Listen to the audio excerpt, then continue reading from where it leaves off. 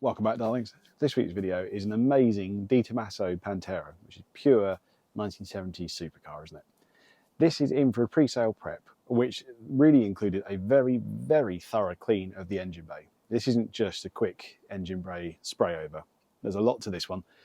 So I've heavily sped up the footage so you can see what's going on. If you would like a very specific and more detailed video about the engine bay on its own, let me know down in the comments, and I can definitely knock one of those up for you. Apart from that, sit back and enjoy. All the products listed are down below in the description, as is the listing to where you can go and find this beautiful car and purchase it if you so wish. Thank you very much for watching in advance. Go and enjoy the show. So let me show you around this stunning piece of Exotica. This is kind of like peak 70s sports car, isn't it? That big thumping V8 in the back of that. Huge rear tyres, skinny pillars, no crumple zones. A proper car. So it was lovely to work on. This has been restored by the current owner, so it's had a few different mods done to it. It's got modern wheels on it, which means it can take modern tyres, which is cool. So this has got Michelin Pilot Sports on it, and it's got HID headlights. It's got a few other bits that have kind of brought it up to modern standards, more like a Resta mod sort of thing. And it's been resprayed. It was orange already, but it has been resprayed in McLaren's Papaya, which is nice. And the interior has been completely restored as well at some point. When I say restored, I mean this has been retrimmed. It's not just retrimmed though, this has been done to an incredibly high standard. When you look at this, yeah, the seats are a little bit grubby. I'm going to sort these out, but the quality of the work gone into this car is probably the best I've seen on any classic.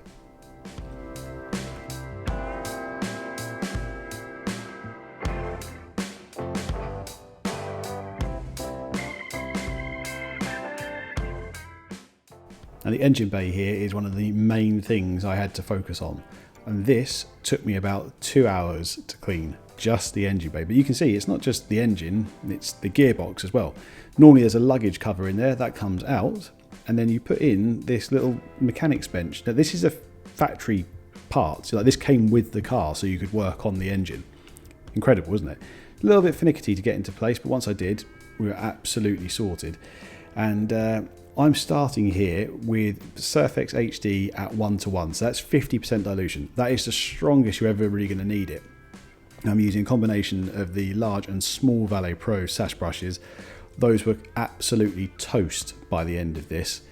And every time you see me wiping off, the cloth is soaked and rinsed out in Rinseless Wash. Now at the start here, I'm using the Garage Therapy Rinseless Wash, which was absolutely brilliant. I do change that a few times throughout because I was using a lot of the products because I had to keep changing the water. So we go in, it's the Surfex HD at 1:1, super strong, but then this is super greasy. That is its engine bay degreasing strength. And then I'm just cracking on painstakingly and working my way through. That's the little easy mini brush to get into the tight areas. And there's nothing quick about this.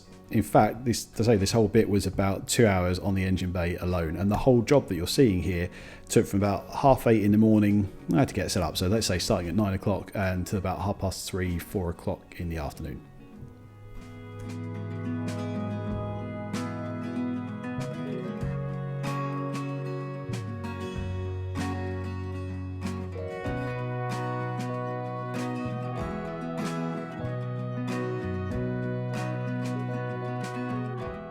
So after just doing the left bank and the left side, I needed to change the water I was rinsing out in. So that was the Garage Therapy Rinseless in there.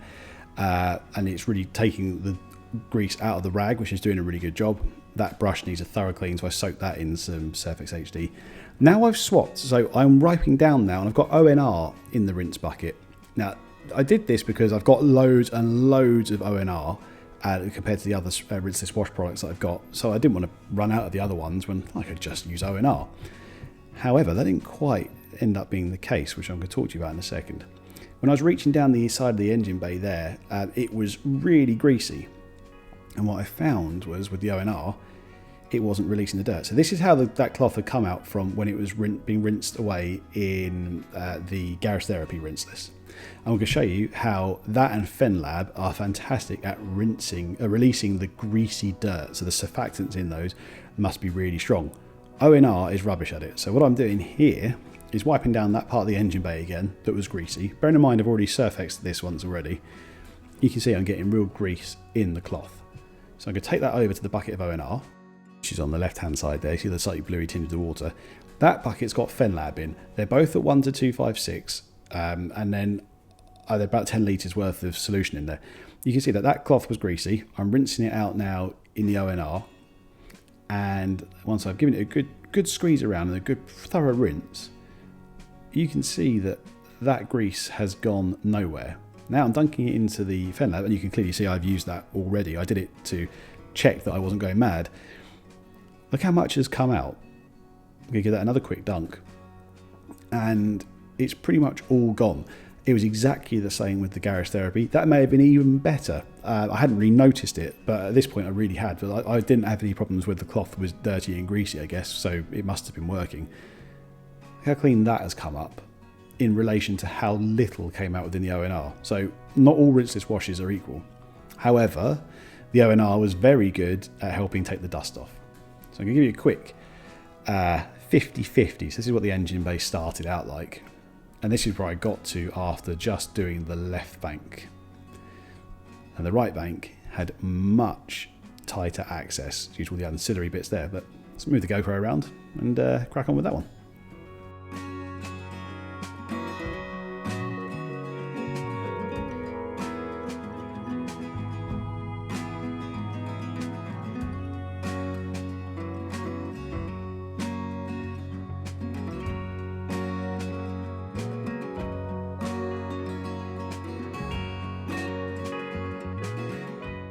So one thing you'll notice, I have been spraying, scrubbing, rubbing and wiping away. Can't use a pressure washer on an old engine like this because there's so many places for the water to get into. This is a kind of a 50-50. The engine block's done, half the bay's done, half of it isn't. So I'm going to go around and wipe that down. This is back with the ONR again. For dust and dirt and stuff, ONR is really good.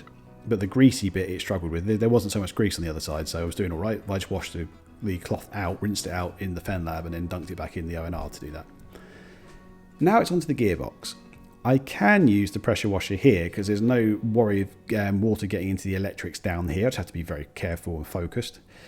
In the pump sprayer, which is the Maralex Alka pump sprayer, which is the alkaline one, I've got the Surfex HD about 1 to 1, and I've got about 20 ml of Garage Therapy wheel shampoo in there to make it foamier so it can cling and dwell for longer, which I can then just rinse off and then blow dry. And I'm blow drying again with my Nilfisk Buddy II, which is a vacuum cleaner that has a blow output on it.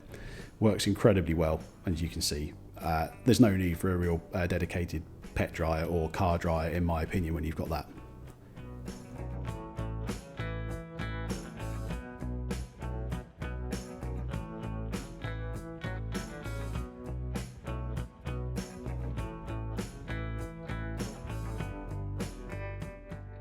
I'm absolutely blown away with how good this engine has come out. So this is where we started with. In a minute you're going to see where we ended up, and I think you'll agree it is a massive, massive change.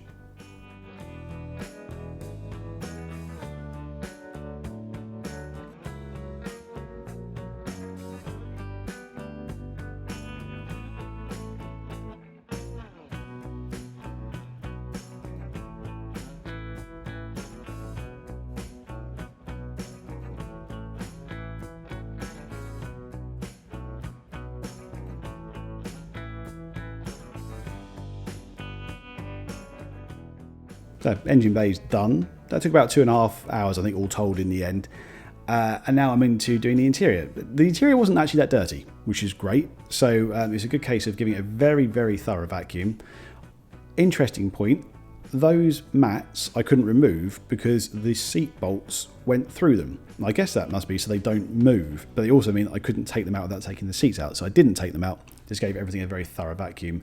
And when it comes to leather cleaning, I'm using Koch Chemie Pol Star at about 1 to 15 there, and I'm using my favourite, but somehow hard to find, Detailers United mitt. I've got a link down to that below. It used to be on Amazon, doesn't seem to be there anymore. You can buy it direct from them if you so choose, or the XL scrub pads, which are linked below and are Amazon. You can use them, they're just brilliant as well, just as good. The mitt just gives you a bigger surface area. But if every time I'm using a liquid inside the car there, that was Pol Star. Now I'm doing some greasier work on the door shuts. I'm on to Green Star, which is the APC, and that is 1 to 15 here.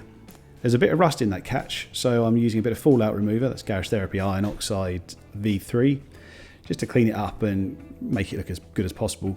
And again, every time you see me wiping something with a cloth, that cloth has got Rinseless in.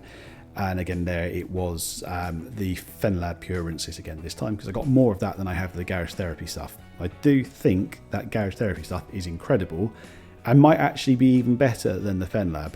But I have got a limited amount of it, and I want to do a proper review of that later on.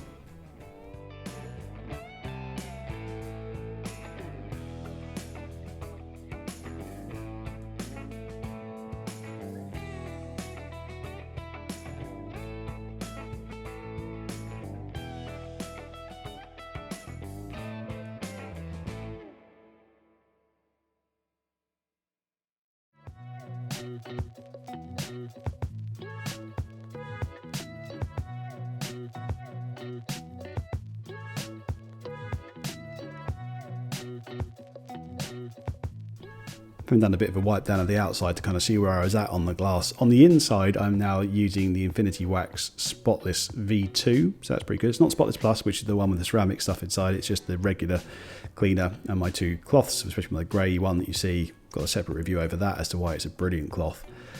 Having done that, moving on to doing the wheels before I do the rest of the exterior.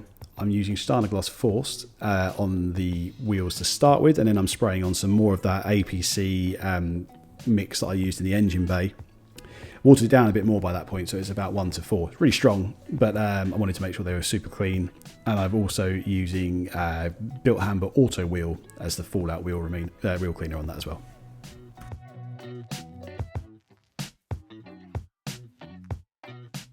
The brakes were absolutely huge on this, so there was no clearance to get all the way around the caliper, so I had to roll the car forward to get into the bits I couldn't get to when it was in its previous position. That's the wheels done. We're now going to go on to the exterior. Now, before I get the pre-wash on, I need to point this out. This bit, where the airbox is open. So I've got to be really careful when I'm foaming, because I do need to foam the roof, I do need to foam the deck. There's enough dusty stuff on here that a pre-wash rinse is going to be useful. Even though I'm going to Rinseless Wash the whole thing, I do need to pre-wash it properly and get as much dust off as possible, but I also need to make sure I don't get water going in that into the air filter or into the engine bay.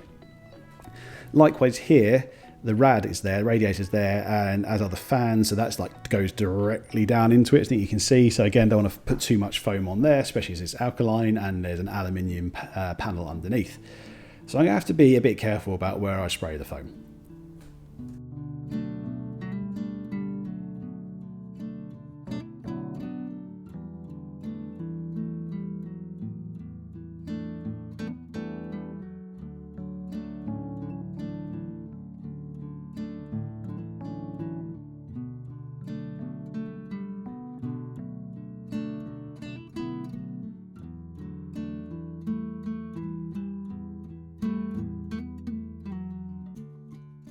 Talking of the foam, I was using Garage Therapy Snow V2 at 1% PIR here. It wasn't a dirty car, I just needed something to lift the dust and other embedded bits off. So that's what I've used. Used it week, did really well, it was hot as well, I didn't want to damage any of the paint or etch anything. And now I'm rinseless washing the car. I've done a good pre-wash, so that's really helped. And I'm using the Garage Therapy Rinseless. So again, I will do a full review of this later, but my technique is to spray some onto the panel, which is great. Go back with it. I double wash each panel, and that removes, for me, in my mind, removes the issue of potentially then drying with dirt still trapped in the water globules that are left on the bodywork. As much as the Rinseless helps lift it away, why take the risk? And in terms of drying aid, I am using the Garage Therapy Sigma V3. So it adds a load of gloss, a load of slickness, and a bit of protection as well. Really, really good. It's not designed as a drying aid, but it works incredibly well as one. So that's a good bit of a tip for you. Lovely stuff, really. It works incredibly well.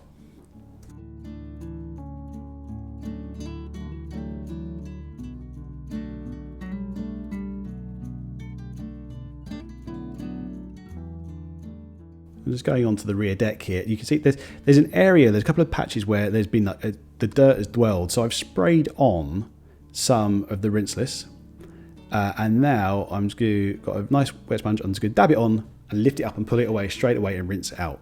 And I've taken off that big like splodge of pooled dirt. So when I put I pre-rinsed it off obviously, but I couldn't get too close to the engine outlet there, well the airbox. So there's a bit of dust still in there, and that was the safest way to take that off. I'll do the same on the other side in a minute. And again, just soaked out the area, just picked up the bits where it was, and I'm not dragging that across the rest of the paint. I'm getting rid of that as soon as possible. That's no different to doing that with a regular shampoo, right? That behavior, that practice, no different. I'm turning the sponge as I do this, and then I'm going to rinse it out and I'm going to wash it again. Let's say double wash each panel. You couldn't really go in here with a regular shampoo because you would then have to potentially rinse it off, and you would effectively get water into that engine bay, which is something I've really tried not to do. I've covered up the airbox there with a drying towel, but you really don't want to get stuff in onto something you've just dried, and especially as the electrics are right under that opening.